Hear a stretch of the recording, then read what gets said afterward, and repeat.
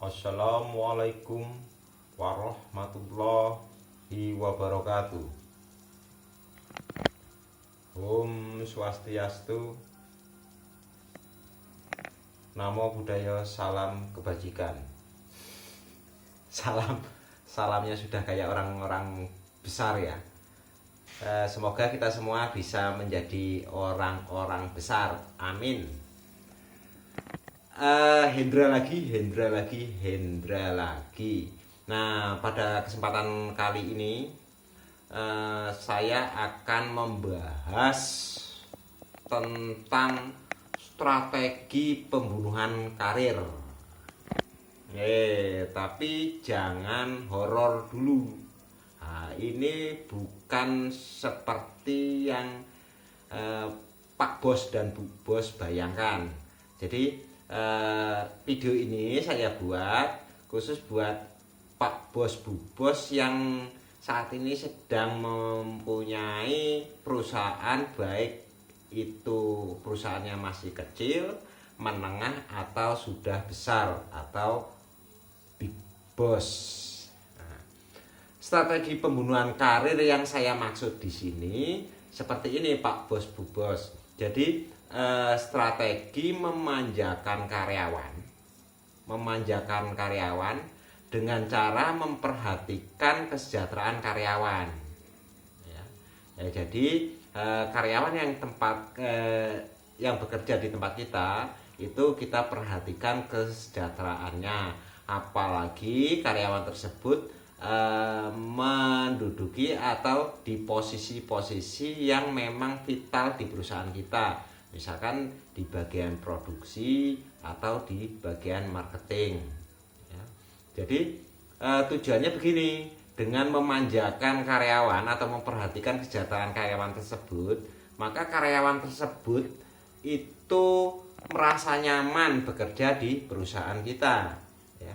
Nah, kalau karyawan sudah merasa nyaman di perusahaan kita, itu kecil kemungkinan karyawan tersebut berpikir untuk berdiri sendiri atau dia akan keluar dan mendirikan usaha yang sama dengan kita, atau tidak pernah berpikir untuk keluar, intinya seperti itu.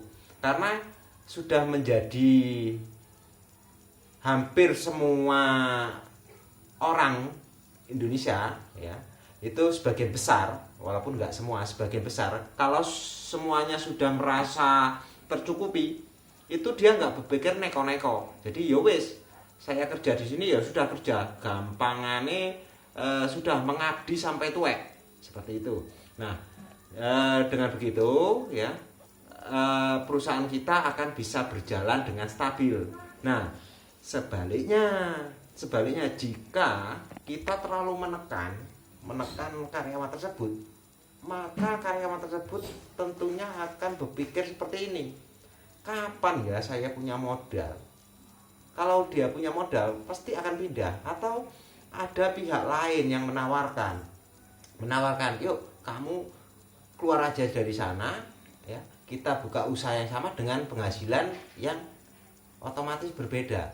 Nah, kalau itu sudah terjadi ya, itu kita mempunyai, atau Pak Bos Bu Bos itu mengalami dua kerugian Pak Bos Bu Bos ya. Kerugian yang pertama, Pak Bos Bu Bos kehilangan tenaga kerja atau karyawan yang profesional. Nah, otomatis kan harus rekrut lagi. Nah, itu makan waktu. Nah, untuk kerugian yang kedua yaitu menimbulkan pesaing, atau kalau bahasa kerennya kompetitor, seperti itu, akan menimbulkan pesaing. Nah, misalkan karyawan yang keluar dari tempat kita, misalkan kita buka usaha bengkel, nah yang keluar itu kepala mekaniknya atau mekanik yang senior di situ. Nah, dia buka bengkel juga, otomatis bengkel kita punya pesaing baru. Itu kerugiannya ya. Jadi sekedar masukan dari saya untuk Pak Bos Bu Bos, terutama ini untuk Pak Bos Bu Bos yang masih mempunyai usaha yang masih kecil.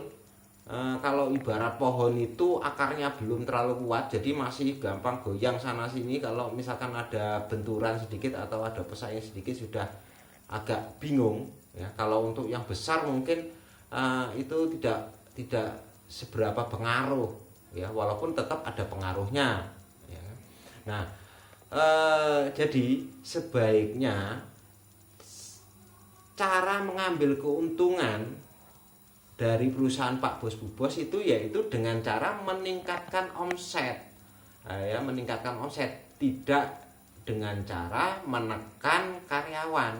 Jadi jangan karena mau ambil untung yang gede udah karyawannya gaji segini aja, seperti itu. Nah kalau nggak cukup ya karyawan tersebut akan pikir kapan saya pindah gitu, kapan saya keluar, kapan saya berusaha mendirikan usaha yang sama ya, seperti itu. Nah jadi sebaiknya lakukanlah strategi pembunuhan karir. Nah, kalau karyawan tersebut sudah merasa nyaman di tempat kita, dia akan terus mengabdi, ya. Terus kalau sudah sampai tuwek, ya, dia sudah berpikirnya sudah lain karena kebutuhan hidupnya sudah tinggi. Anak-anak sudah harus kuliah dan lain sebagainya, ya. Otomatis dia nggak akan punya keberanian lagi untuk neko-neko atau misalnya untuk pindah kerja. Karena kalau misalkan dia nanti pindah kerja dan juga istilahnya nggak berhasil ya, otomatis kebutuhannya nggak akan tertutupi gitu loh. Tapi kalau misalkan masih dari awal sudah karyawan tersebut kita tekan ya, terus dia pindah sementara dia sudah ngerti semuanya ilmu yang ada di perusahaan kita, misalkan dia di bagian marketing ya kan, dia sudah ngerti, terus dia keluar, dia bekerja di tempat yang sama, apalagi bekerja di pesaing kita ya, otomatis ilmu-ilmu dari tempat kita dan juga mungkin itu konsumen kita akan digait oleh karyawan kita yang keluar tadi gitu loh. Jadi sementara itu yang saya sampaikan ini ya sekedar masukan,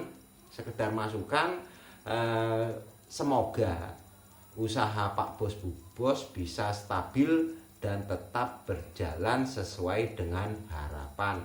Amin. Nah, akhir kata, wassalamualaikum warahmatullahi wabarakatuh.